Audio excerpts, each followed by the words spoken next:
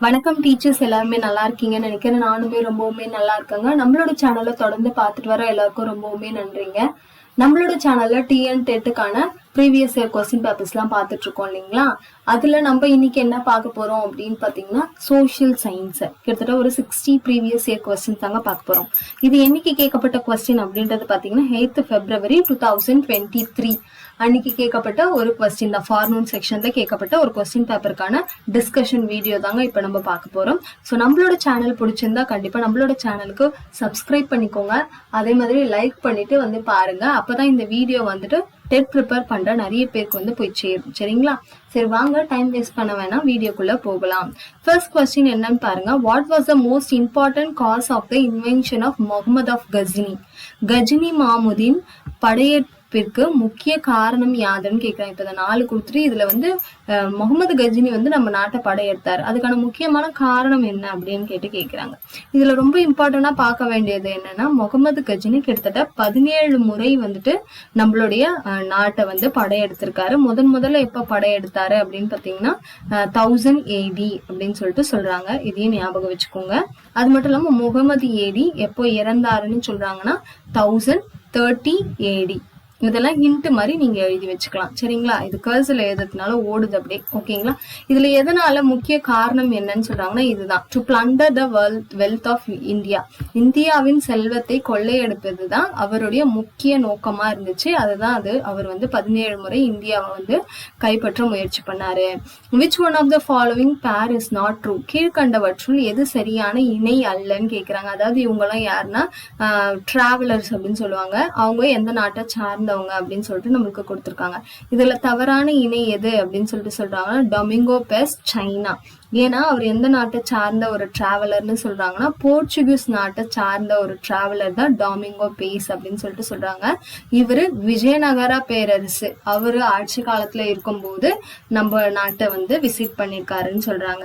அதே மாதிரி இவர் நம்மளுக்கு தெரியும் இல்லையா, இபுன் பட்டுட்டா. இவர் வந்து மொராக்கா டிராவலர் அப்படின்னு சொல்லிட்டு சொல்றாங்க. அடுத்து பாத்தீங்கன்னா அப்துல் ரஸ்கா, இவர் பெர்சியா நாட்டை சார்ந்த ஒரு டிராவலர். இவருமே விஜயநகர பேரரசு ஆட்சி காலத்துல நம்மளோட ஊருக்கு வந்திருக்காங்க. அடுத்து பாத்தீங்கன்னா நிக்தீன். ஓகேங்களா? இவரோட ஃபுல் நேம் அஃப்னாசி நிக்தீன் அப்படின்னு சொல்லிட்டு சொல்றாங்க. இவர் வந்து பாமினி சுல்தான் வந்துட்டு ஆட்சியில இருக்கும்போது வந்திருக்காரு அப்படின்னு சொல்லிட்டு சொல்றாங்க. அடுத்து பார்க்கலாம். The idea of Gandhra emerged in dash period ன்னு கேக்குறாங்க. கேந்திரம் என்னும் கோட்பாடு எந்த காலத்தில் தோன்றியது அப்படின்னு கேக்குறாங்க. எந்த காலத்துல தோன்றியதுன்னு சொல்றாங்கன்னா லேட்டர் வேதிக் பீரியட், பின் வேத காலம் அப்படின்னு சொல்லிட்டு சொல்றாங்க. பின் வேத காலம்னு சொல்றாங்க. அடுத்த கொஸ்டின் நம்ம பார்க்கலாம். Which of the following pairs is wrongly matched அப்படின்னு சொல்லிட்டு கேக்குறாங்க. இப்ப 4 கொடுத்துட்டு இதுல எது தவறானதுன்னு கேக்குறாங்க. இது ப்ரீவியஸ் இயர் கொஸ்டின்லயும் நம்ம பார்த்த ஒரு கொஸ்டின் தாங்க. அதாவது வரி முறையை வந்து யார் என்னென்ன வரிமுறையை வந்து அறிமுகப்படுத்தினாங்க அப்படின்ற ஒரு கொஸ்டின் தாங்க இது. இதுல தவறானது எது அப்படின்னு சொல்லிட்டு கேக்குறாங்க. தவறானது எது அப்படின்னு பாத்தீங்கன்னா வெலஸ்லி வந்து ஜமீன்தார் முறையை அறிமுகப்படுத்தினதா நம்மளுக்கு சொல்லியிருக்காங்களே, இது வந்து தவறான ஒன்றுன்னு சொல்றாங்க. ஏன்னா இவர் எந்த முறையை அறிமுகப்படுத்தினார்னா சப்சிடரி அலையன்ஸ், அதாவது துணை படை முறையை தானே அறிமுகப்படுத்தியிருப்பாரு. அதாவது மன்னர்கள் எல்லாருமே ஆங்கிலேயர்களை வந்து அவங்களோட துணைப்படையா வச்சிருக்கணும் அப்படின்னு சொல்லிட்டு. மீதி எல்லாம் உங்களுக்கு தெரியும் இல்லையா, காரன் வாலிஸ் வந்து நிலையான நிலை வரி திட்டத்தை இது பண்ணாரு. அதே மாதிரி தாமஸ் மன்றோ வந்து ரயாத் வரி முறையை வந்து இது பண்ணாரு. வில்லியம் பென்டிக் வந்து மகள்வாரி முறையை வந்து கொண்டு வந்தாரு. இதுதான் இது ஜமீன்தார் முறைன்னு சொல்லுவாங்க. இது வந்து என்னன்னா டைரக்டா பிரிட்டிஷர்ஸ் கிட்ட பே பண்ற மாதிரி, மகள்வாரி வந்து வில்லேஜ் ஹெட்மேன் ஒருத்தர் அப்பாயிண்ட் பண்ணி அவர்கிட்ட வந்து வரி கட்டுற மாதிரி சொல்லியிருப்பாங்க. அடுத்து பாருங்க, பிக் அவுட் த ராங் பேர் அப்படின்னு சொல்லிட்டு கேக்குறாங்க. இப்ப கீழே கொடுக்கப்பட்டதுல எது வந்து தவறான இணை அப்படின்னு சொல்லிட்டு கேக்குறாங்க. எது தவறான இணை அப்படின்னு பாத்தீங்கன்னா சி ஆப்ஷன். அப்பதான் 3வது இருங்க, இப்ப மேல போறேன். சரிங்களா? 3வது தவறான இணை தனதேவன். அவர் வந்து அயோக்லே கல்வெட்டு அப்படின்னு சொல்லுவாங்க. அதாவது நம்மளுக்கு வந்துட்டு கல்வெட்டுக்கு கொடுத்துருக்காங்க. ஓகேங்களா? யார் எந்தெந்த கல்வெட்டு அப்படின்னு சொல்லிட்டு சொல்லியிருக்காங்க. சோ ஃபர்ஸ்ட் யார சொல்லியிருக்காங்க பாத்தீங்கன்னா காரவேலர். ஓகேங்களா? அவர் வந்து என்ன கல்வெட்டுன்னு சொல்றாங்கன்னா இதிகும்பா கல்வெட்டு அப்படின்னு சொல்லிட்டு சொல்றாங்க. ஓகேங்களா? இதுல வந்து என்னன்னா 17 லைன்ஸ்ல வந்து எழுதப்பட்ட ஒரு கல்வெட்டு. இது வந்து பிராமி ஸ்கிரிப்ட்ல எழுதியிருக்காங்க அப்படின்னு சொல்லிட்டு சொல்றாங்க. இது எங்க இருக்கு அப்படின்னு பாத்தீங்கன்னா உதயகிரி ஹில்ஸ், புவனேஸ்வர். ஓகேங்களா? இது எல்லாமே ஹிண்ட் மாதிரி பக்கத்துல எழுதி வச்சுக்கோங்க. அதாவது ஒடிசால புவனேஸ்வர் அப்படின்ற இடத்துல உதயகிரி ஹில்ஸ்ல இருக்கு. அடுத்து பாத்தீங்கன்னா ருத்ரதாமன் அப்படின்றது என்னன்னா கிர்னார் கல்வெட்டு அப்படின்னு சொல்லிட்டு சொல்றாங்க. அது வந்து ஜுனாகத் குஜராத்ல இருக்கு. சரிங்களா, இதுல வந்து சான்ஸ்கிரிட்ல எழுதப்பட்ட ஒரு கல்வெட்டுன்னு சொல்லிட்டு சொல்றாங்க. அடுத்து தனதேவன், இது என்னன்னு சொல்றாங்கன்னா அயோத்தியா இன்ஸ்கிரிப்ஷன் அப்படின்னு சொல்லிட்டு சொல்றாங்க. ஒரு நிமிஷம் இருங்க, சாரி. இது வந்து என்னன்னு சொல்றாங்கன்னா அயோத்தியா கல்வெட்டு அப்படின்னு சொல்லிட்டு சொல்றாங்க. அடுத்து பாத்தீங்கன்னா சமுத்திரகுப்தர், ஏன்னா இங்க தப்பா கொடுத்துருக்காங்களே, இது வந்து அயோத்தியா இன்ஸ்கிரிப்ஷன், இதுவுமே சான்ஸ்கிரிட்ல எழுதப்பட்டதுன்னு சொல்றாங்க. அடுத்து சமுத்திரகுப்தருடைய கல்வெட்டு என்னன்னா அலகாபாத் தூள் கல்வெட்டு. இது வந்து அரிசேனர் வந்து இது பண்ணியிருப்பாரு, அவருடைய புலவரான அரிசேனர் இது பண்ணியிருப்பாரு. இதை வந்து பிரயாக பிரஸ்தி அப்படின்னு கூட சொல்லுவாங்க. சரிங்களா, அடுத்து பார்க்கலாம். அடுத்து பாருங்க, அதே மாதிரி மேட்ச் த ஃபாலோவிங் கொடுத்துருக்காங்க. இது என்னன்னு பாத்தீங்கன்னா ஊர் பேர்லாம் கொடுத்துட்டு அங்க யார் யார் வந்து இவங்க எல்லாருமே வந்துட்டு தூக்கிலிடப்பட்டவர்கள் இல்லையா, நம்மளோட கட்டபொம்மன், அதுக்கப்புறம் மருது சகோதரர்கள், சிவசுப்பிரமணியம், செவத்தையா, இவங்க எல்லாம் தூக்கிலிடப்பட்ட இடம், அந்த இடத்துடைய பெயரை கொடுத்துட்டு யாரு எங்க தூக்கிலிடப்பட்டார்கள் அப்படின்னு சொல்லிட்டு நம்மளுக்கு கேக்குறாங்க. ரொம்பவுமே இம்பார்ட்டன்ட், பார்த்து வச்சுக்கோங்க. இப்ப கயத்தார்ல யாரு தூக்கிலிடப்பட்டார்கள் அப்படின்னு பாத்தீங்கன்னா நம்மளுடைய கட்டபொம்மன். அவங்க எப்ப தூக்கிலிடப்பட்டார்கள் அப்படின்றது ரொம்பவுமே இம்பார்ட்டன்ட்ங்க. 16th October. ஓகேங்களா, 16th அக்டோபர் 1799. இதையும் ஞாபகம் வச்சுக்கோங்க, பக்கத்துல எழுதி வச்சுக்கோங்க, 1799. அடுத்து நாகலாபுரம்ல யார் வந்துட்டு இது பண்ணப்பட்டாங்க, தூக்கிலிடப்பட்டார்கள் அப்படின்னு பார்த்தீங்கன்னா சிவசுப்பிரமணியம்னா கட்டபொம்மனுடைய அமைச்சர் மாதிரி இல்லையா, அவர் வந்துட்டு எப்போ தூக்கிலிடப்பட்டார் அப்படின்னு பாத்தீங்கன்னா செப்டம்பர் 13. அதேதான், ஓகேங்களா, செப்டம்பர் 13, 1799. சரிங்களா. அடுத்து பாத்தீங்கன்னா பாஞ்சாலங்குறிச்சியில யாரு வந்து தூக்கிலிடப்பட்டார் அப்படின்னு பாத்தீங்கன்னா செவத்தையானா யாரு, ஊமதுரை, கட்டபொம்மனுடைய தம்பி செவத்தையா இல்லைன்னா ஊமதுரை அப்படின்னு சொல்லுவாங்க. அவரு தான் வந்து பாஞ்சாலங்குறிச்சியில வந்துட்டு தூக்கிலிட்டாங்க. அவர் வந்து எப்போன்னு பாத்தீங்கன்னா நவம்பர், ஓகேங்களா, நவம்பர் 16. சரிங்களா, அதேதான் பாருங்க, அண்ணன் வந்து அக்டோபர் 16, இவர் வந்து நவம்பர் 16. ஆனா இயர் பாத்தீங்கன்னா 1801. அடுத்து பாருங்க, திருப்பத்தூர் கோட்டையில யார் வந்து தூக்கிலிடப்பட்டார்கள்னா மருது சகோதரர்கள் அப்படின்னு சொல்லிட்டு சின்ன மருதுவும் பெரிய மருதுவும் சொல்றாங்க. எப்போனா அக்டோபர் 24, 1801. சரிங்களா, ரெண்டு பேருக்கு ஒரு இயர் வருது பாருங்க. செவத்தையாவுக்கும் மருது சகோதரருக்கும் ஒரே இயர், சிவசுப்பிரமணியமுக்கும் கட்டபொம்மனுக்கும் ஒரே இயர். அதை பார்த்து வச்சுக்கோங்க. அடுத்து பார்க்கலாம்.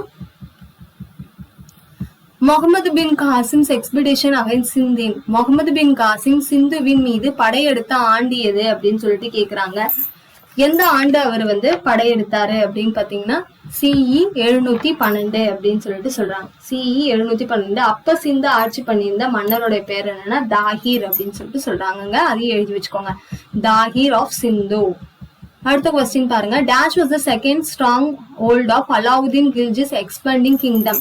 விரிவடைந்து வரும் அலாவுதீன் கில்ஜியின் இரண்டாவது வலிமை வாய்ந்த இடம் எது அப்படின்னு கேக்குறாங்க. இரண்டாவது வலிமை வாய்ந்த இடம் எதுனா தௌலதாபாத். அப்போ அதுக்கு, அதாவது தௌலதாபாத்தோடைய பழைய பெயர் என்ன அப்படின்னு கேட்டாங்கன்னா தேவகிரி. ஞாபகம் வச்சுக்கோங்க, தேவகிரி. சரி, இப்ப என்ன சொல்லியிருக்காங்கன்னா விரிவடைந்து வரும் அலாவுதீன் கில்ஜியின் இரண்டாவது வலிமை வாய்ந்த இடம். அப்ப முதல் வலிமை வாய்ந்த இடம் எது அப்படின்னு கேட்கலாம் இல்லையா. முதல் வலிமை வாய்ந்த இடம் எதுன்னு சொல்றாங்கன்னா குஜராத். சரிங்களா, குஜராத். அடுத்து பாருங்க. The Rigvedic people cultivated yavam means. Rigveda கால மக்களால் பயிரிடப்பட்ட யவம் என்பது என்ன அப்படின்னு சொல்லிட்டு கேக்குறாங்க. யவம் அப்படின்னா என்னன்னா பார்லியை தான் அவங்க வந்து யவம் அப்படின்னு சொல்லிட்டு சொல்லியிருக்காங்க. அடுத்து பாருங்க. The greatest of the pre-Confucian philosopher was 53 years oldest than Confucius. Confucius காலத்திற்கு முந்தைய தத்துவ ஞானிகளில் தலை சிறந்தவர், இவரை விட 53 வயது மூத்தவர் அப்படின்னு சொல்லியிருக்காங்க. ஆனா இந்த கொஸ்டின்ல ஒரு மிஸ்டேக் இருக்கு. என்னன்னா இவரை விட 20 வயது மூத்தவர்னு தான் நம்மளுக்கு நெட் சோர்ஸ்ல இருக்கு. புக்ல என்ன இருக்குன்னு எனக்கு தெரியலாங்க. ஸோ 53 வராது. 20 years oldest than கன்ஃபியூஷியஸ். அவரை யாருன்னு சொல்றாங்கன்னா லாவோ டெசி. ஓகேங்களா, இவரை தான் வந்துட்டு சொல்றாங்க. இவர் வந்து 20 வருடம் வந்து இது பண்ணுவது. இது வந்து எந்த நாட்டுனா சைனாவை சேர்ந்த பிலாசபர்ஸ். சரிங்களா, சைனீஸ் பிலாசபர்ஸ். 20 வயது மூத்தவர்னு தான் சொல்றாங்க நம்மளுக்கு. நெக்ஸ்ட் பாருங்க. Which of the following statement is not correct. கீழ்கண்டவைகளில் எந்த வாக்கியம் தவறானது அப்படின்னு சொல்லிட்டு கேக்குறாங்க. எந்த வாக்கியம் தவறானது அப்படின்னு பாத்தீங்கன்னா இந்த சி தான் தவறானது. சரி, மீதி எல்லாம் கரெக்டா அப்ப ஞாபகம் வச்சுக்கலாமா? பாளையம் என்ற சொல் ஒரு பகுதியை அல்லது ஒரு ராணுவ முகமையை அல்லது சிற்றரசை குறிக்கும். சரி. அடுத்து அவர்கள் பரம்பரையாக 72 பாளையக்காரர்கள் இருந்திருக்க கூடும் அப்படின்னு சொல்லுவாங்க. சரி, இந்த பாளையக்கார முறையை வந்து இன்ட்ரோடியூஸ் பண்ணது யாரு அப்படின்னு உங்களுக்கு கொஸ்டின் கேட்கலாம் இல்லையா? முதல்ல இதை இன்ட்ரோடியூஸ் பண்ணது யாருன்னா விஸ்வநாத நாயக்கர் 1529. அதை ஞாபகம் வச்சுக்கோங்க. அந்த பாளையக்கார முறையை கொண்டு வந்தவர் யாரு? விஸ்வநாத நாயக்கர் 1529. இதுல தவறானது இதுதான் இல்லையா? அந்த பாளையக்காரர்ஸ் were free to collect revenue. பாளையக்காரர்கள் வரி வசூலிப்பதில் சுதந்திரமாக செயல்பட்டாங்க. இது தவறு. ஏன்னா அவங்க சுதந்திரமா செயல்படல. அவங்க வாங்கின இதுல வரியில வந்துட்டு முக்காவாசி வந்து எடுத்துப்பாங்க பிரிட்டிஷர்ஸ். மீதி கால்வாசியில தான் அவங்களுடைய இது எல்லாத்தையுமே பார்த்துப்பாங்க, எக்ஸ்பென்சஸ் எல்லாத்தையுமே பார்த்துப்பாங்க. அதனால இது தவறு. இந்த பாளையக்காரர்ஸ் did not help the Nayak rulers to restore the kingdom to them. நாயக்க அரசர்களுக்கு தங்கள் அதிகாரத்தை தக்க வைத்து கொள்ள பாளையக்காரர்கள் உதவி புரிந்ததில்லை அப்படின்னு சொல்றாங்க. இதுக்கு வந்துட்டு ஆன்சர் என்னன்னு பாத்தீங்கன்னா, இதுக்கு உதவி புரிந்திருக்கார்கள் அப்படின்ற ஆன்சர் தான் நம்மளுக்கு வரும். சரிங்களா? இது வந்து உதவி புரிந்திருக்கார்கள் அப்படின்ற ஆன்சர் தான் வரும். சோ இதுக்கு வந்துட்டு ரெண்டுமே இதுவா தான் இருக்கு. நீங்க ரெண்டுத்துல எது வரும் அப்படின்றத கொஞ்சம் செக் பண்ணிட்டு எனக்கு கமெண்ட்ல சொல்லுங்க. ஏன்னா பாளையக்காரர்கள் உதவி புரிந்திருக்கார்கள், ஆனா இங்க என்னன்னா உதவி புரியவில்லைன்னு சொல்றாங்க. அப்ப இது தவறாதான். அதே மாதிரி பாளையக்காரர்கள் வந்து ஃப்ரீயா டாக்ஸும் கலெக்ட் பண்ணல அப்படின்ற இன்ஃபர்மேஷன் தான் சொல்றாங்க. எது வரும்ன்றத பாத்துக்கோங்க. அடுத்த கொஸ்டின் பாருங்க, மேட்ச் த ஃபாலோவிங் சொல்றாங்க. இது வந்து இங்கிலீஷ்ல வந்து என்ன சொல்றது, ஜிலெஸ்லிபி. இவர் வந்து நம்ம எது கூட இது பண்ணுவோம்னா வேலூர் கழகம், அதாவது இந்த வேலூர் ரிவால்ட் அப்படின்னு சொல்லுவோம் இல்லையா? அதுல ரொம்பவுமே இம்பார்ட்டன்டான அந்த ரிவால்ட் வந்து பாதியில் நிக்கிறதுக்கு ஒரு முக்கியமான இங்கிலீஷ்காரர் வந்து இந்த ஜிலேஸ்பி. அவர் தான் வந்துட்டு ஓகேங்களா? அதுக்காக அவருக்கு நிறைய அவார்டு அந்த மாதிரிலாம் வந்து இங்கிலீஷ்காரங்க வந்து கொடுத்துருப்பாங்க. அடுத்தது மஞ்சி அப்படின்னா என்னன்னா சந்தால்கள் அப்படின்னு சொல்றாங்க. சரிங்களா? மஞ்ச் அப்படின்னா என்னன்னா சந்தால்கள்னு சொல்றாங்க. சந்தால்ஸ் அப்படின்னா என்னன்னா வில்லேஜ் ஹெட்மேன் இல்லைன்னா லீடர் அப்படின்னு சொல்லுவாங்க. சந்தால் அப்படின்றது வந்து ஒரு பழங்குடியின மக்கள், அந்த குரூப், அவங்களுடைய வில்லேஜ் ஹெட்மேனுக்கு அவங்க கூப்பிடுற பேர் தான் மஞ்சி. அடுத்து பாருங்க, ஜெகோபியன் கிளப். அது முதல்ல ஆரம்பிக்கப்பட்ட இடம் எது அப்படின்னு சொல்றாங்கன்னா ஸ்ரீரங்கப்பட்டினம். அங்கதான் வந்து முதல்ல ஆரம்பிக்கப்பட்டது. இயர் என்னன்னு பாத்தீங்கன்னா 1797 அப்படின்னு சொல்றாங்க. நெக்ஸ்ட் மங்கள் பாண்டே என்னன்னா பாராக்பூர். ஏன்னா மங்கள் பாண்டே முதல்ல ஆங்கிலேயர்களை எதிர்த்த இடம் எது அப்படின்னு பாத்தீங்கன்னா இந்த பாராக்பூர் அப்படின்னு சொல்றாங்க. அடுத்த கொஸ்டின் பாக்கலாங்களா? நெக்ஸ்ட் பாருங்க, இதுவுமே ஒரு மேட்ச் தாங்க. எல்லாமே நிறைய மேட்சா கேட்டு நம்மள சாவடிக்கிறாங்க அப்படின்றதுதான் இருக்கு இந்த கொஸ்டின் பேப்பர் பார்க்கும்போது. சோ இந்த கொஸ்டினுக்கான ஆன்சர் என்ன அப்படின்றத நம்ம பாத்துலாங்க இல்லையா? சோ என்ன கொஸ்டின் தான் ஃபர்ஸ்ட் நம்பர் பாத்துக்கிறேன், இருங்க ஒரு நிமிஷம். சோ 103. ஓகே, இதுக்கான ஆன்சர் என்னன்னா ஆப்ஷன் டி அப்படின்னு கொடுத்துருக்காங்க. Option D. ஏக்கு 4 முதல் மார்க் பண்ணிக்கிறேன், பிக்கு 3. அடுத்து பாத்தீங்கன்னா ஜலாலுதீன் கில்ஜி, சிக்கு 1. ஓகே, இப்ப இவங்களை பத்தின இன்ஃபர்மேஷன்ஸ் தான் பாத்துக்கோங்க. ரசியா சுல்தானா ரொம்பவுமே நம்மளோட வரலாற்றுல முக்கியமான ஒருத்தவங்க. ஏன் அவங்க முக்கியமானவங்க அப்படின்னு பாத்தீங்கன்னா, முதல் பெண் ரூலர் ஆஃப் டெல்லி சுல்தான்லயே ஃபீமேல் ரூலர்ல ஃபர்ஸ்ட் இவங்க தான் வந்து ஃபீமேல் ரூலர். மீதி எல்லாமே மேல் ரூலர் தான். ஃபீமேல் ரூலர்னு வந்தவங்க இவங்க மட்டும்தான், ரசியா சுல்தானா. இவங்க ஆட்சி செய்த காலம் என்னன்னா 1236 இருந்து 1240. அடுத்து பாத்தீங்கன்னா கியாசுதீன் பால்பன். இவரை ஷார்ட்டா என்னன்னு சொல்லுவாங்கன்னா பால்பன்னு சொல்லுவாங்க. இவர் ஆட்சி செய்த இது சொல்லியிருக்காங்க 1262 இருந்து 66 இருந்து 1287 வரைக்கும் அப்படின்னு சொல்றாங்க. அதையுமே பார்த்து வச்சுக்கோங்க. இவர் என்னன்னு சொல்றாங்கன்னா 9th ruler of Mamluk dynasty. மம்லுக்னா உங்களுக்கு தெரியும் இல்லையா, அடிமை வம்சம் சொல்லுவாங்க. சோ அதுல வந்து 9வது ரூலர் தான் இந்த கியாசுதீன் பால்பன். அடுத்து பாத்தீங்கன்னா ஜலாலுதீன் கில்ஜி, அதாவது இவருக்கு அப்புறம் வரவர். ஓகேங்களா? இவருக்கு அப்புறம் ரூலுக்கு வரவர் ஜலாலுதீன் கில்ஜி. இவர் ஆட்சி காலம் 1290 இருந்து 1320. இவருக்கு இன்னொன்னு என்ன சொல்லுவாங்கன்னா கில்ஜி வம்சத்துடைய முதல் ரூலரே இவர் தான். கில்ஜி டைனாசிட்டியோடைய முதல் ரூலர் யாருன்னா ஜலாலுதீன் கில்ஜி அப்படின்னு சொல்லுவாங்க. அதாவது இவர் கியாசுதீன் பால்பனுக்கு அப்புறம் என்ன ஆகும் அப்படின்னு பாத்தீங்கன்னா இந்த ஸ்லேவ் டைனாசிட்டி வந்து அழிஞ்சிரும். அதுக்கப்புறம் இவர் தான் வந்துட்டு இந்த கில்ஜி டைனாசிட்டியை உருவாக்கி இருப்பாரு, அதோடைய முதல் ரூலர். அடுத்து யாருன்னா அலாவுதீன் கில்ஜினோட ரூல் வந்து 1296 இருந்து 1316 இருக்கு. அலாவுதீன் கில்ஜிக்கும் இவருக்கும் என்ன சம்பந்தம்னா, அலாவுதீன் கில்ஜியோட மாமனார் தான் ஜலாலுதீன் கில்ஜி. ஆட்சிக்காக இவர் வந்துட்டு இவரை கொலை செஞ்சுட்டு தான் ஆட்சிக்கே வந்திருப்பாரு. அதை ஞாபகம் வச்சுக்கோங்க. அடுத்து பாருங்க, which of the following is not correctly matched அப்படின்னு சொல்லிட்டு கேட்கறாங்க. இப்ப கீழே கொடுக்கப்பட்டது என்ன அப்படின்னா, கிளர்ச்சி நடைபெற்ற இடம், அதுல எந்த இடம் வந்துட்டு தவறாக மார்க் பண்ணப்பட்டிருக்கு அப்படின்னு சொல்லிட்டு கேட்கறாங்க. எந்த இடம் தவறாக மார்க்பட்டதுன்னா, இந்த பாப்னா கழகம் மகாராஷ்டிரா இருக்கு இல்லையா, இதுதான் தவறாக மார்க் பண்ணப்பட்டது அப்படின்னு சொல்லிட்டு சொல்றாங்க. இந்த மோஃப்லாகேர் ரிபிலியன் அது வந்து எப்ப நடந்ததுன்னா கேரளால தான் நடந்ததுன்னு சொல்றாங்க. 1921, அதாவது முஸ்லீம் ஃபார்மர்ஸ் தான் வந்து பிரிட்டிஷர்ஸ்க்கு அகைன்ஸ்டா ஏற்பட்ட ஒரு கிளர்ச்சி தான் இந்த மாப்ளா கிளர்ச்சி கேரளால நடந்தது. அடுத்தது பர்தோலி சத்தியாகிரகம், இது வந்து குஜராத்ல நடந்ததுன்னு சொல்றாங்க. இதை யார் வந்து பண்ணாங்கன்னா சர்தார் வல்லபாய் பட்டேல் அவருடைய தலைமையில தான் இந்த கிளர்ச்சி நடந்தது. எப்போ சொல்றாங்கன்னா 1928ல. ஓகேங்களா, 1928ல நடந்த ஒரு சத்தியாகிரகம் தான் இந்த பர்தோலி சத்தியாகிரகம். அடுத்து பாத்தீங்கன்னா சாம்பிரான் சத்தியாகிரகம் எங்க நடந்து சொல்றாங்கன்னா பீகார்ல. எப்போனா 1917. இதுக்கு வந்து தலைமை ஏற்றது யாருன்னா மகாத்மா காந்தி அப்படின்னு சொல்லிட்டு சொல்றாங்க. அப்ப இந்த பாப்னா ரிவால்ட் அப்படின்றது எங்க நடந்தது, எந்த இடம் அப்படின்னா அப்ப வந்து பெங்கால்னு சொல்றாங்க. இப்ப வந்து அதுக்கு பேர் என்னன்னு சொல்றாங்க பங்களாதேஷ். இப்ப வந்து பங்களாதேஷ்ல இருக்கு இந்த பாப்னா அப்படின்ற இடம். இங்க வந்து விவசாயிகள் வந்து ஜமீன்தாரி முறைக்கு எதிராக வந்து அவங்க வந்துட்டு கிளர்ச்சி பண்ணிருப்பாங்க. எப்போ அப்படின்னு பாத்தீங்கன்னா 2 தடவை நடந்திருக்கு, 1873லயும் 1876லயும். சரிங்களா,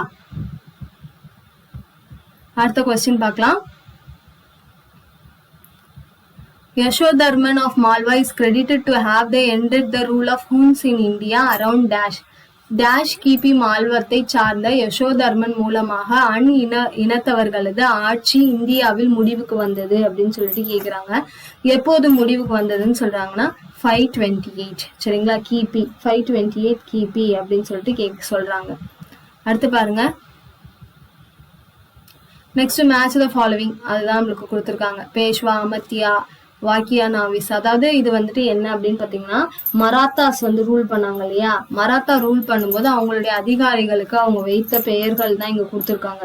மராத்தா எம்பையர் அப்படின்னோடனே நம்மளுக்கு வந்து முதல்ல ஞாபகம் வருது யாரு அப்படின்னு பாத்தீங்கன்னா சத்ரபதி சிவாஜி இல்லைங்களா. அவங்களோட காலகட்டத்துல அதிகாரிகளுக்கு ஒரு பேர் வச்சு வழங்கினாங்க இல்லையா, அவங்களுடைய பெயர்கள் தான் நம்மளுக்கு கொடுத்துருக்காங்க. சோ இது வந்துட்டு யார் யாரு என்னென்ன அழைச்சாங்க அப்படின்றத நம்ம இப்ப பாத்துடலாம். சரிங்களா, ஆப்ஷன் ஏ பாருங்க. பேஷ்வானா பிரதம மந்திரி, அமத்தியானா நிதி அமைச்சர், வாக்கியநாவிஸ்னா மந்திரி, சச்சிவ்னா உள்துறை செயலர். அதை பார்த்து வச்சுக்கோங்க.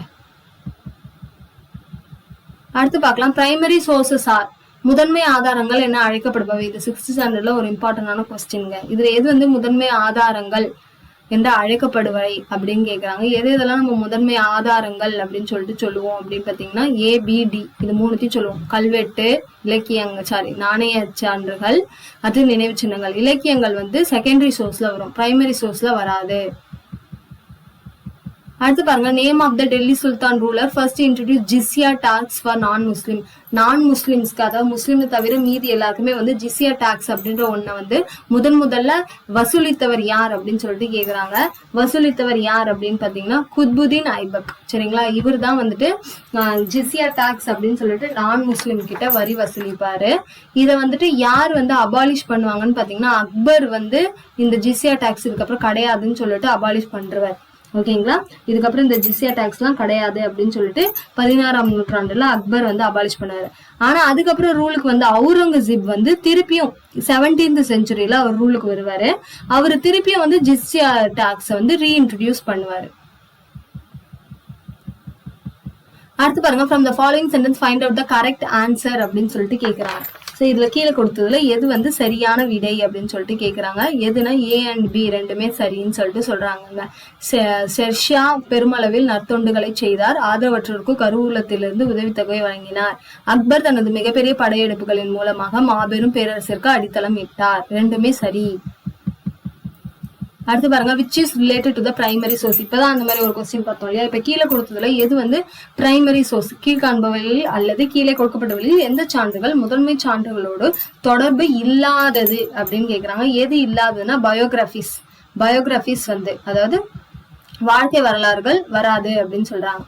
You educate a man, you educated man, you educate a woman, you educated generation அப்படின்னு யார் சொன்னது. ஒரு ஆணுக்கான கல்வி என்பது அவருக்கு மட்டுமே பயன்படும். ஒரு பெண்ணுக்காக வழங்கும் கல்வியானது ஒரு தலைமுறைக்கே கல்வியாகும். இந்த கூற்றை யார் சொல்லியிருக்காங்கன்னா மகாத்மா காந்தி. சரிங்களா, மகாத்மா காந்தி தான் இந்த கூற்றை சொல்றாங்க. அடுத்து பாருங்க, the judiciary is one of the dash organs of the government. நீதித்துறையானது அரசாங்கத்தின் டேஷ் உறுப்புகளில் ஒன்று. இப்ப எத்தனை உறுப்பு இருக்கு அப்படின்னு பாத்தீங்கன்னா 3 உறுப்புகள் இருக்குன்னு உங்களுக்கு தெரியல. அதுல 3வது தான் நம்ம என்னன்னு சொல்லுவோம்னா நீதித்துறைன்னு சொல்லுவோம். அப்ப மீதி 2 என்னன்னா, ஃபர்ஸ்ட் என்னன்னா சட்டம் இயற்றும் துறை இருக்கு, 2வது என்னன்னா நிர்வாகத்துறை. இங்கிலீஷ்ல என்ன சொல்லுவாங்கன்னா லெஜிஸ்லேச்சர், எக்ஸிகியூட்டிவ், ஜுடிஷியரி, இது 3 சொல்லுவோம். சட்டம் இயற்றும் துறை, நிர்வாகம் துறை, நீதித்துறை. நீதித்துறை 3வதா இருக்கிறது. அடுத்து பாருங்க, which is the right sequence regarding the preamble in following sequences. முகவரை பற்றிய சரியான தொடர்பு எது? இது நிறைய தடவை ரிப்பீட்டடா கேட்கிற ஒரு கொஸ்டின் தான் இதுதாங்க. சரிங்களா, ரிப்பீட்டடா கேட்கிற கொஸ்டின் இதுதான். சரி, இதுக்கான கரெக்டான ஆர்டர் என்னன்னா இதுதான்: இறையாண்மை, சமதர்ம, சமய சார்பற்ற ஜனநாயக குடியரசு. எப்படி ஞாபகம் வச்சுக்கலாம்? எல்லாத்துலயும் ஃபர்ஸ்ட் எடுத்துக்கோங்களேன். ஈச சமய அப்படின்னு ஞாபகம் வச்சுக்கோங்க. சரிங்களா, ஈச சமய ஜகு அப்படின்னு ஞாபகம் வச்சுக்கோங்க. ஏதாவது ஒரு ஹிண்ட் வச்சு ஞாபகம் வச்சுக்கோங்க, ஏன்னா ஆர்டர் முக்கியம். பாருங்க, ஈச சமய ஜகு, ஈச சமய ஜகு அப்படின்னு ஞாபகம் வச்சுக்கோங்க. சரிங்களா, அடுத்து பாருங்க, the Foreign Service Training Institute in New Delhi established in the year of கேக்குறாங்க. புதுடெல்லியில் உள்ள இந்திய வெளிநாட்டு சேவை பயிற்சி நிறுவனம் எந்த ஆண்டு நிறுவப்பட்டது அப்படின்னு சொல்லிட்டு கேக்குறாங்க. எந்த ஆண்டு நிறுவப்பட்டதுன்னா 1986ஆம் ஆண்டு நிறுவப்பட்டதுன்னு சொல்றாங்க. அதுக்கு இப்ப வச்சிருக்க பேர் என்ன அப்படின்னு பாத்தீங்கன்னா Sushma Swaraj institute of foreign service. இப்ப அதுக்கு பேர் மாத்திட்டாங்க, Sushma Swaraj institute of foreign service. இது எப்ப பேர் மாத்தினாங்கன்னா 2020. அதையும் ஞாபகம் வச்சுக்கோங்க. அடுத்த கொஸ்டின் பாருங்க, in 1995 the 4th World Conference of Women held in 1995ஆம் ஆண்டு 4வது உலக மகளிர் மாநாடு நடைபெற்ற இடம் எதுன்னு கேக்குறாங்க. எங்க நடைபெற்றதுன்னா பீஜிங்ல நடைபெற்றதுன்னு சொல்றாங்க. அப்ப ஃபர்ஸ்ட் மாநாடு எங்க நடைபெற்றது அப்படின்னு பாத்தீங்கன்னா மெக்சிகோ. அதுவுமே ஞாபகம் வச்சுக்கோங்க. எந்த ஆண்டு நடைபெற்றதுன்னா 1975 அப்படின்றதையும் ஞாபகம் வச்சுக்கோங்க. சரிங்களா,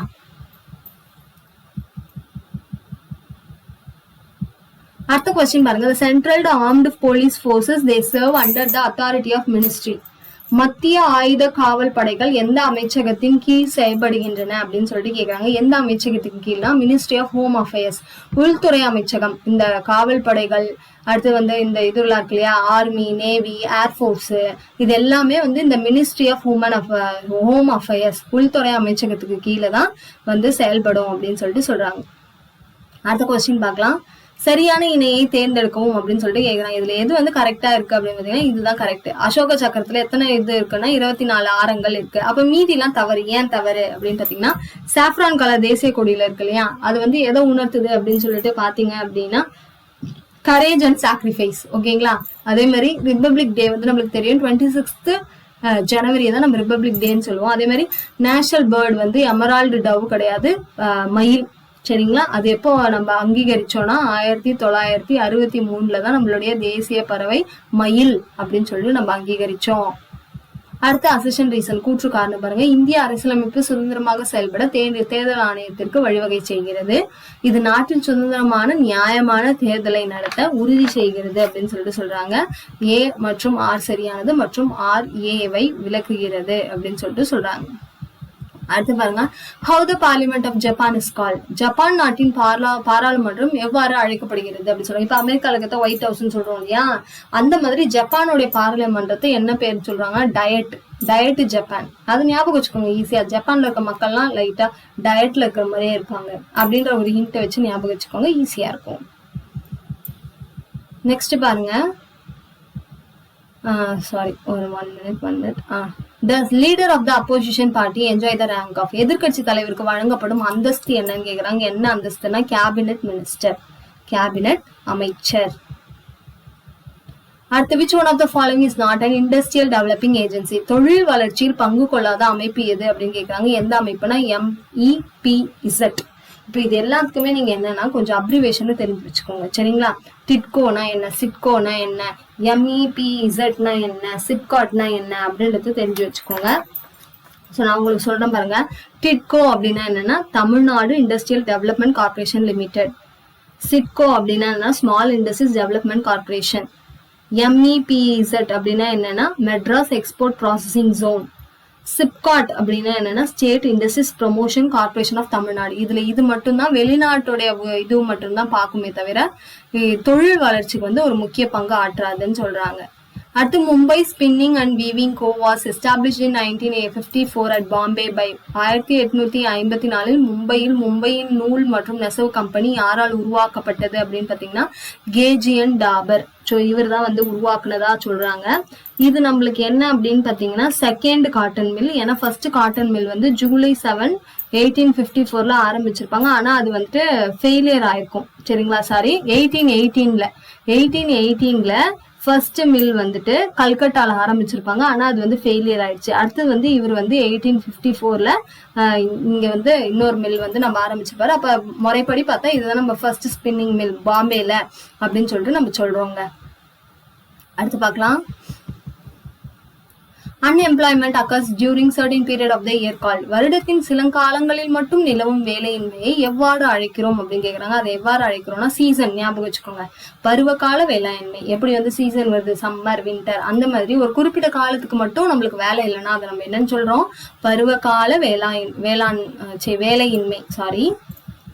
அடுத்து பாருங்க, which canons of tax to avoid all economic waste. எந்த வரி விதிப்பு கோட்பாட்டில் பொருளாதாரத்தில் ஏற்படும் அனைத்து வீண் செலவுகள் தவிர்க்கப்படும் அப்படின்னு சொல்லிட்டு கேக்குறாங்க. எதுல அப்படின்னு பாத்தீங்கன்னா canon of economy, சிக்கன விதி.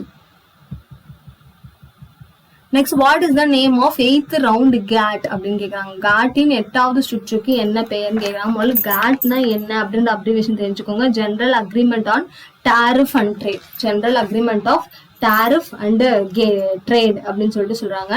இது என்னன்னு சொல்றாங்க? லாஸ்ட் ரவுண்டுக்கு பேர் என்னன்னா உருகுவே சுற்று. என்னன்னு சொல்றாங்க? உருகுவே சுற்று. அடுத்து பாருங்க, dash is the value of currency expressed in terms of the amount of goods or services that one unit of money can buy. Dash என்பது ஒரு அலகு பணம் மூலம் வாங்கக்கூடிய பொருட்கள் அல்லது சேவைகளின் அளவில் அடிப்படையில் செலுத்தப்படும் நாணயத்தின் மதிப்பு ஆகும் சொல்றாங்க. அது என்னன்னா பர்ச்சேசிங் பவர், வாங்கும் திறன். அடுத்து பாருங்க, the first hyperinflation of 21st century was experienced by 21ஆம் நூற்றாண்டின் முதல் உயர் பணவீக்கத்தை எதிர்கொண்ட நாடு எதுன்னு கேக்குறாங்க. எந்த நாடு அப்படின்னு பாத்தீங்கன்னா ஜிம்பாப்வே. சரிங்களா? ஜிம்பாப்வே. இது வந்துட்டு அதே மாதிரி இது எந்த ஆண்டு காலம் பாத்தீங்கன்னா 2007ல இருந்து 2009 வரைக்கும் இந்த உயர் பணவீக்கத்தை வந்து ஜிம்பாப்வே வந்து எதிர்கொண்டதுன்னு சொல்றாங்க. அதுக்கப்புறம் பாத்தீங்கன்னா 2010ல வந்து வெனின்சுலா இதே மாதிரி வந்து இந்த உயர் பணவீக்கத்தை வந்து எதிர்கொண்டாங்க அப்படின்றதையும் தெரிஞ்சு வச்சுக்கோங்க. அடுத்து பாருங்க, Jawaharlal Nehru national urban renewal mission and national rural health mission was implemented in the year. எந்த வருஷத்துல வந்து இவைகள் தொடங்கப்பட்டன அப்படின்னு சொல்லிட்டு கேக்குறாங்க. எந்த வருஷம் பாத்தீங்கன்னா 2005. அடுத்து பாருங்க, the boundary separating warm and cold air masses, வெப்ப காற்று திரளையும் குளிர் காற்று திரளையும் பிரிக்கும் எல்லை எதுனா வழிமுகம், wind front. The seaward extension of land that lies under the sea water. கடற்கரையிலிருந்து கடலை நோக்கி காணப்படும் நீரில் மூழ்கியுள்ள கண்டங்களின் விளிம்பு பகுதி என்னன்னு சொல்லிட்டு சொல்லுவாங்கன்னு கேக்குறாங்க. என்னன்னு சொல்லுவாங்கன்னா கான்டினென்டல் ஷெல்ஃப் அப்படின்னு சொல்லிட்டு சொல்லுவாங்க. என்னன்னு சொல்லுவாங்க? கான்டினென்டல் ஷெல்ஃப், கண்டத்திட்டு அப்படின்னு சொல்லிட்டு சொல்லுவாங்க. அடுத்து நம்ம பார்க்கலாம். அடுத்த கொஸ்டின் என்னன்னு பாருங்க. Which meridian is observed as the prime meridian to calculate the Indian standard time அப்படின்னு சொல்லிட்டு கேக்குறாங்க. சோ தமிழ்ல அந்த கொஸ்டின் என்னன்னு பாருங்க. எந்த தீர்க்க கோட்டினை ஆதாரமாக கொண்டு இந்திய திட்ட நேரம் கணக்கிடப்படுகிறது அப்படின்னு சொல்லிட்டு கேக்குறாங்க. இப்ப இந்தியாவோட டைம் வந்து நம்ம கணக்கிடுறோம் இல்லையா, அது வந்து எந்த முறைப்படி அப்படின்னு சொல்லிட்டு கேக்குறாங்க. இப்ப நம்மளுக்கு ரெண்டு இருக்கு, இந்தியன் ஸ்டாண்டர்ட் டைம்னு ஒண்ணு இருக்கு, இன்னொன்னு நம்ம என்னன்னு சொல்றோம் GMT சொல்லுவோம். GMTனா என்னன்னா கிரீன்விச் மெரிடியன் டைம் அப்படின்னு சொல்லிட்டு சொல்லுவோம். சோ இது வந்து எதை வச்சு இது கால்குலேட் பண்றாங்க அப்படின்ற ஒரு கொஸ்டின் இப்ப நம்மளுக்கு கேட்டிருக்காங்க இல்லையா.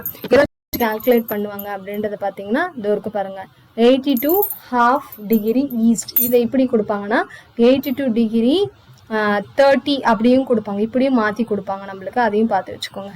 30 ஈஸ்ட் இப்படியும் கொடுப்பாங்க. இதை வச்சுதான் கால்குலேட் பண்றாங்க. அடுத்து பாருங்க, dash is an active volcano in west Antarctica. மேற்கு அண்டார்டிகாவில் காணப்படும் இல்லைன்னா செயல்படும் எரிமலை. எரிமலை வந்து சிலது வந்து கம்முன்னு இருக்கும், சிலது வந்துட்டு வெடிச்சு சேதரும் இல்லையா, அந்த மாதிரி வெடிச்சு சேதரக்கூடியது வெஸ்ட் அண்டார்டிகால இருக்கிறது என்னன்னு சொல்லுவோம்னா மவுண்ட் எரிபஸ் அப்படின்னு சொல்லிட்டு சொல்லுவோம். ஒரு நிமிஷம் இருங்க.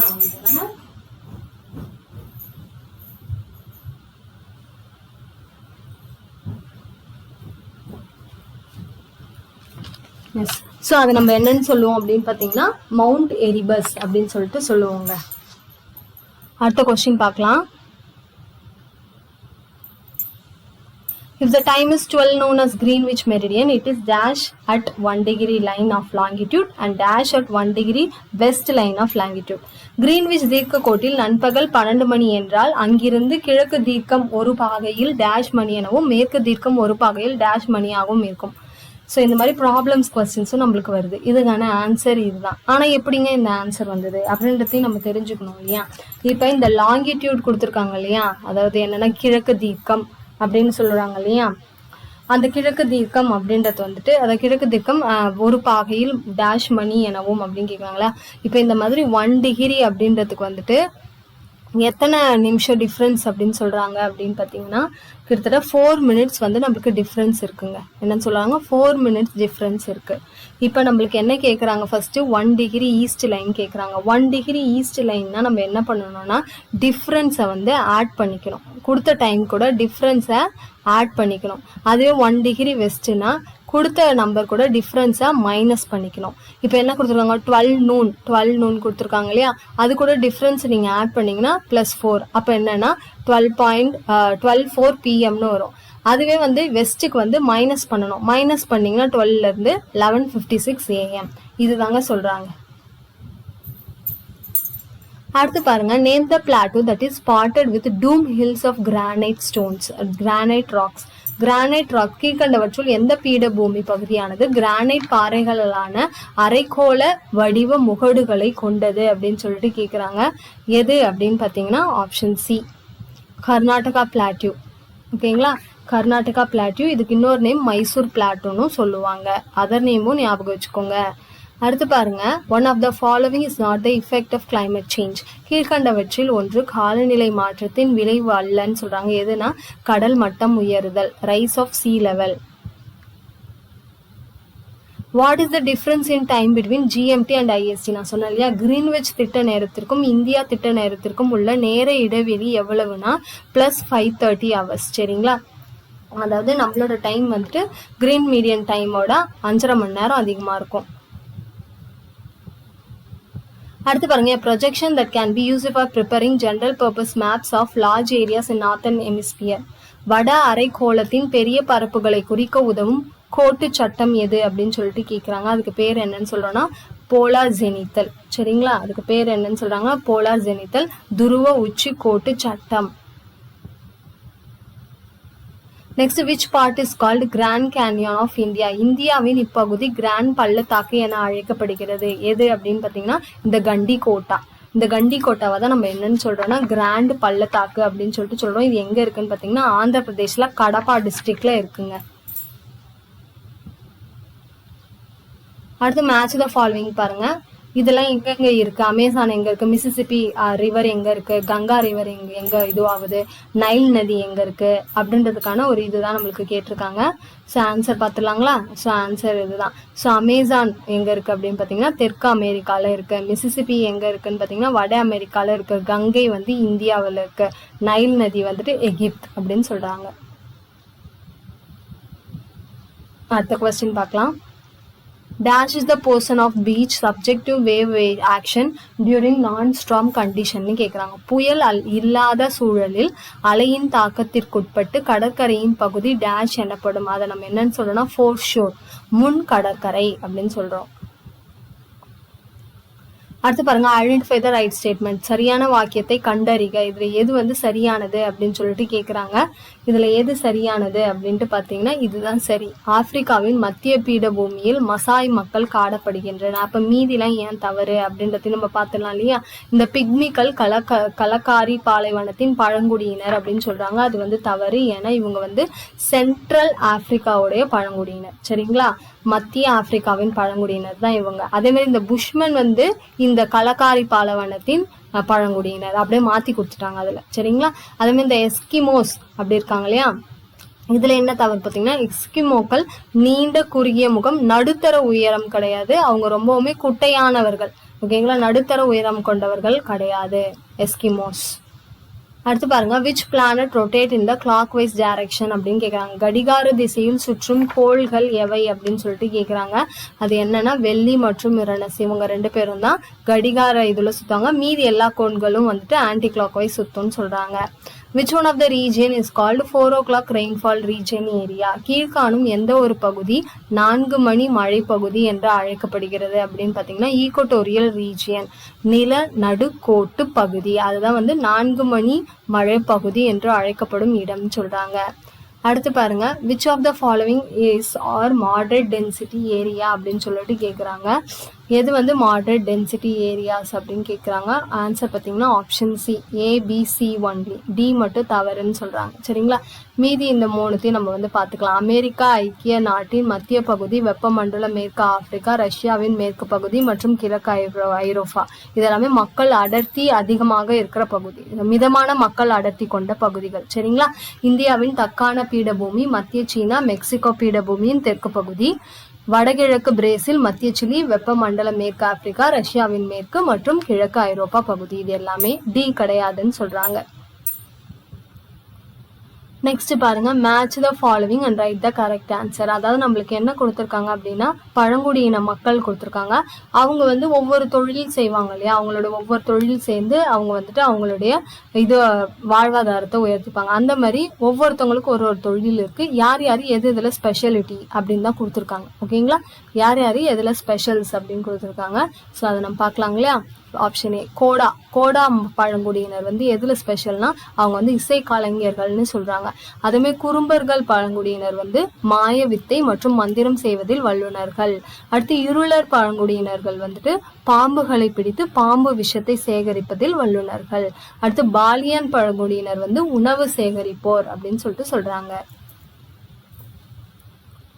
அடுத்து பாருங்க, which one of the following is incorrect? கீழ்கண்டவற்றுள் எது சரியானது அல்ல அப்படின்னு சொல்லிட்டு கேட்குறாங்க. எது சரியானது அல்ல அப்படின்னு பார்த்தீங்கன்னா சென்ட்ரல் பிரான்ஸ் ஜாண்டா அப்படின்னு இருக்குல்ல, இதுதான் தவறு. ஏன்னா இது எல்லாமே என்னன்னா நம்மளோட நாட்டில் வீசக்கூடிய அந்த விண்ட் காற்றுடைய அளவு இருக்கு இல்லையா, அந்த காற்றுடைய பெயர்களை தான் நம்மளுக்கு கொடுத்துருக்காங்க. இந்தியாவில் வந்து லூன்னு சொல்றாங்க, அதே ராக்கி மலையில சினுக்குன்னு சொல்றாங்க, மத்திய ஆப்பிரிக்கால ஹர்மாட்டான்னு சொல்றாங்க. இதெல்லாம் சரியா இருக்கு. எது தவறா இருக்குன்னா மத்திய பிரான்ஸ் ஜோண்டான்றது தவறா இருக்கு. அடுத்து பாருங்க, which is a largest tributary of Indus river? Sindhu நதியின் மிகப்பெரிய துணை ஆறு எது அப்படின்னு கேக்குறாங்க. நம்மளுக்கு எது அப்படின்னு பாத்தீங்கன்னா செனாப். சரிங்களா, செனாப் தான் வந்துட்டு சிந்து நதியின் மிகப்பெரிய துணை ஆறு அப்படின்னு சொல்லிட்டு சொல்றாங்க.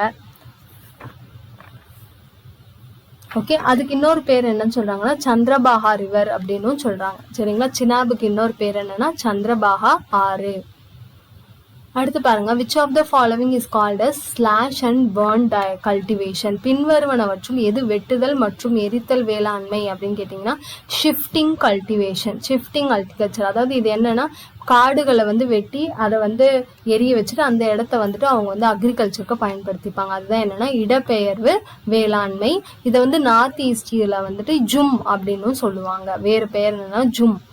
Which one of the following planet has a dense atmosphere primarily consisting of methane and lends if a bluish green appearance? கீழ்கண்டவற்றுள் எந்த கோள் முக்கியமாக மீத்தேன் வாயுவை கொண்டுள்ளதால் நீல பச்சையாக தோற்றம் அளிக்கிறது அப்படின்னு சொல்லிட்டு கேக்குறாங்க. எந்த கோள்னா யுரேனஸ். அது வந்து மீத்தேன் அதிகமா இருக்கிறதுனால நீல பச்சை கலர்ல வந்து தோற்றம் அளிக்குதுன்னு சொல்றாங்க. அடுத்து பாருங்க, which state of India has no railway network? இந்தியாவில் எந்த மாநிலத்தில் ரயில் போக்குவரத்து இல்லை அப்படின்னு கேட்குறாங்க. எந்த மாநிலத்துலனா சிக்கிம். சிக்கிம்ல தான் ரயில்வே போக்குவரத்து கிடையாது. ஏன் அங்கே ரயில் போக்குவரத்து இல்லைன்னா அங்கே வந்து மலைப்பகுதிகள் அதிகமாக இருக்கிறதுனால அதை ரெடி பண்ணி ரயில் போடுறது வந்து ரொம்பவுமே கஷ்டமான விஷயம்ன்ற காரணத்தினால. ஏன்னா அதை இது பண்ணி போட்டாலும் நிலச்சரிவுலாம் ஏற்பட்டுச்சுன்னா தேவையில்லாத பாதிப்புகள் ஏற்படும் இல்லையா. அந்த ஒரு காரணத்தினால்தான் சிக்கிம்ல மட்டும் இன்னுமுமே ரயில் போக்குவரத்து அப்படின்ற ஒன்று வந்து கொண்டு வரல அப்படின்னு சொல்றாங்க. ஸோ இந்த வீடியோவில் நம்ம ப்ரீவியஸ் இயர் கொஸ்டினில் 60 கொஸ்டின்ஸ் பார்த்துருக்கோம். இது ரிலேட்டடாக ஏதாவது டவுட்ஸ் இருந்தால் கண்டிப்பாக என்னோட கமெண்ட் செக்ஷனில் கேளுங்க. கண்டிப்பாக அதுக்கான ஆன்சர் நான் சொல்கிறேன். நம்மளோட நிறைய வீடியோஸ் உங்களுக்கு பிளேலிஸ்ட்டில் நான் போட்டிருக்கேன், செக் பண்ணி பாருங்கள். கண்டிப்பாக ரிவிஷன் பர்பஸ்க்கு உங்களுக்கு யூஸ்ஃபுல்லாக இருக்கும். நம்மளோட சேனல் பிடிச்சிருந்தா நம்மளோட சேனல் கொஞ்சம் சப்ஸ்கிரைப் பண்ணிக்கோங்க. அதேமாதிரி வீடியோவை ஃபுல்லாக பாருங்கள். நிறைய பேர் பாதியிலே பார்த்துட்டு போகிறீங்க, ஃபுல்லாக பாருங்கள். அப்போ தான் வந்துட்டு ரிவிஷனுக்கு யூஸ்ஃபுல்லாக இருக்கும். தேங்க்யூ ஃபார் வாட்சிங்.